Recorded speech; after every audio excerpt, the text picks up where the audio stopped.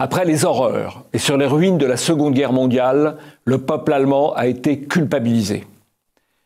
Et plus le temps qui nous sépare de ce terrible conflit s'écoule, plus la culpabilisation s'étend et s'intensifie.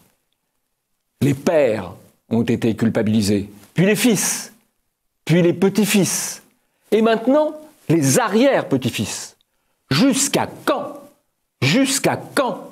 Progressivement, cette culpabilisation allemande a été étendue aux autres peuples européens, eux aussi jugés coupables. Coupables de ne pas avoir assez résisté durant la Seconde Guerre mondiale. Coupables aussi de la colonisation. Coupables enfin de l'esclavage. Coupables, toujours coupables. Cette culpabilisation touche même le peuple suisse, qui a été neutre de 1939 à 1945, qui n'a jamais eu de colonie, ni pratiqué l'esclavage.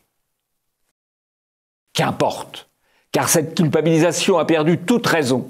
Cette culpabilisation est le fruit d'une rééducation totalitaire. Elle s'appuie sur le système scolaire pour décérébrer les jeunes enfants et les médias de propagande, ce que vous, Allemands, appelez la Lügenpresse, pour domestiquer les adultes. C'est cette culpabilisation qui contraint les peuples européens à accepter d'être toujours plus envahis. Des îles Ioniennes au Cap Nord, de Gibraltar à la Baltique. C'est cette culpabilisation qui conduit les Européens à accepter d'être africanisés et islamisés. Ce grand remplacement de nos peuples et de notre civilisation ne doit pas conduire les Européens à s'opposer les uns aux autres, mais à s'unir pour défendre leur civilisation commune, la civilisation européenne. Une civilisation dont ils doivent être fiers.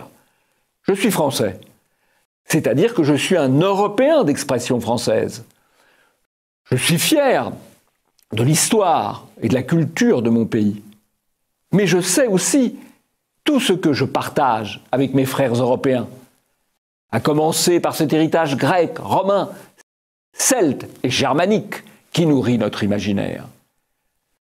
Je suis fier de Paris, de Versailles et de l'esprit français. Mais je sais ce que je dois, en tant qu'Européen, aux autres nations. Par exemple, que serait la musique européenne sans la famille Bach, l'immense Beethoven et le génial Wagner qui a mis en scène toute une mythologie européenne? Et que serait la philosophie sans Kant, Hegel, Nietzsche et Heidegger?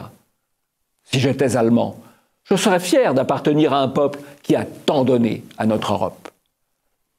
Peuples européens, ne nous opposons pas sur des broutilles matérielles, des querelles économiques et monétaires. Unissons-nous pour défendre notre civilisation.